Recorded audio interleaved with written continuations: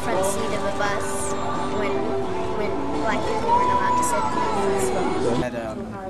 You know, there was an incident involving her where she refused to give up her seat at the front of the bus, and that eventually led to the bus boycott. About how she sat on the white side of the bus, and that when they asked her to move, she wouldn't, and she got arrested, and it kind of jump-started the whole civil rights movement. Front of the bus? That's a total myth.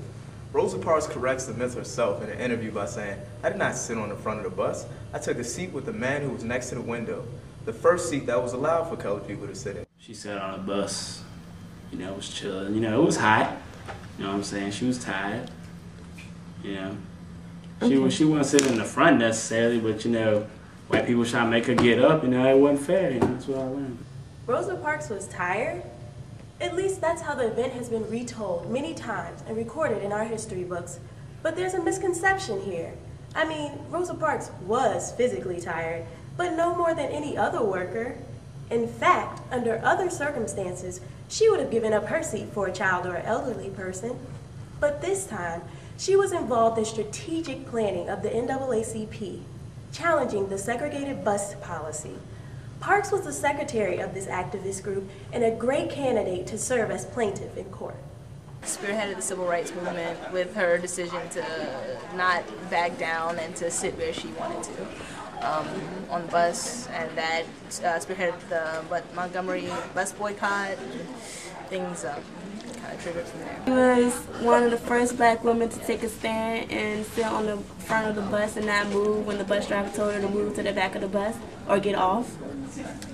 I learned that she was having a hard day at work, and so she decided to sit down, and a man asked her to move, and so she didn't get up. And she was the first lady to do that and start the civil rights movement, and then Martin Luther King came down and la-da-da-da. Rosa Parks wasn't the first. Many people refused to give their seats up for white people. Claudette Colvin, at the age of 15, refused to give up her seat on the bus in Mississippi 9 months before Rosa Parks. Quote, "I'd moved for the white people before, but the spirit of Harriet Tubman and Sojourner Truth were in me. I did not get up." She was arrested, and the NAACP was going to bring her case to court, but she was pregnant.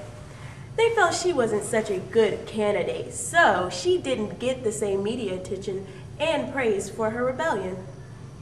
Aurelia Coleman also refused to give up her seat on the bus in April 1955, 7 months before Rosa Parks. Her case, Browder versus Grail, went to the Supreme Court, where they ruled that segregated busing was unconstitutional.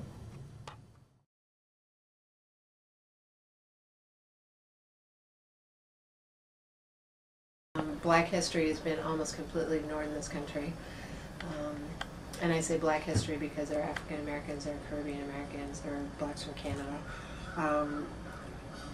Partly because of the power structure, we've had so few black people in power, and the people who are in power are the ones who get to say what the information we read and hear and see is. So blacks weren't given any rights until the middle of the 1800s. There are generations of black leaders and black information and black writing and black music and black art and culture that just were dismissed because it was done by slaves. I do think that that continues to a great extent today because we have so many stereotypes about particularly black men that are negative, and that when we try to incorporate black history into our curricula or our curriculum, it's very negative. You know, the United States has treated black people horribly, and a lot of people don't want to admit that, and they want to think that racism is over, that the subjugation of black Americans is over. And so by actually revealing what's really going on and what really did go on, it's embarrassing.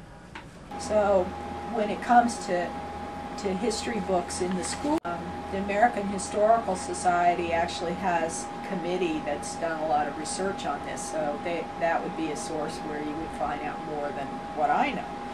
But school boards, and especially school boards, which are made up of community members, tend to buy the textbooks.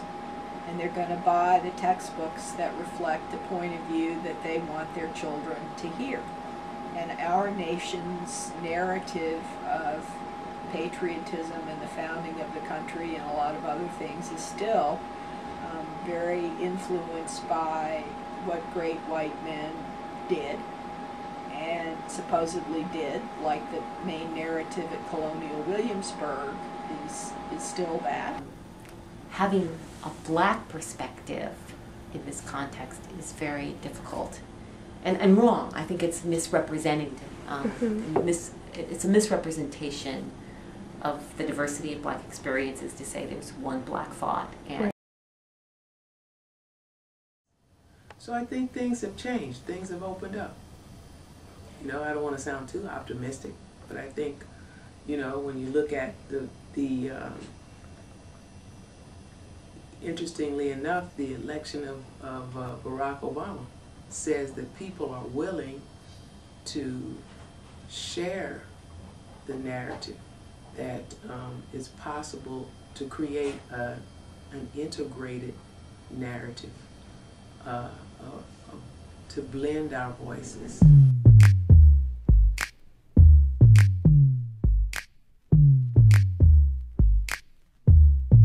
A freedom, emancipation, proclamation.